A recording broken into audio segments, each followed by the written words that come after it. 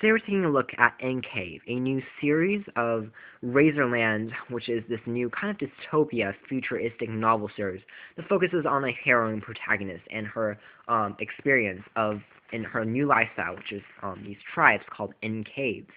This is a summary of this book and the society that this girl now lives in our own words. In the remains of what was once North America lies a community of tribes called Encaves. Well, these communities are all underground, and they have a lot of dangers, and they lie in a lot of deadly shadows of other creatures that lie outside. When an errand requires one of the Encave's members to deliver a warning to nearby cave, a young heroine protagonist and her Siptic partner are sent to deliver the message. Never did they expect to see the things they would see, explore the world that comes up above ground, and all the monsters and events that are soon going to unfold forever and change their lives.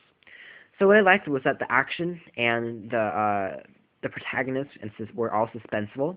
They were all the land was really realistic, and the main protagonist and the atmosphere was being described like very 3D, and the fears and things were really relevant and a very tightly cut. It was not a very long novel, so everything was really tightly edited. It was just very bound together and clean as a whole. What I disliked was sometimes, this book has a really wide audience. It's got great action, it's got great plot and everything.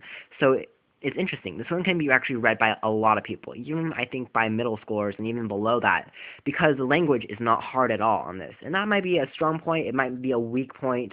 I know this book is supposed to display this kind of crude, action-packed style, which doesn't require too much extensive vocabulary, but I'm just saying that the descriptions kind of felt lacking at times, but it was still overall really satisfying. So it's for readers of romance, action, thrillers, and dystopias. This is Razorland Enclave, Novel 1. It's on the border of an A- and a B+. Thank you for watching. Your OS here at website.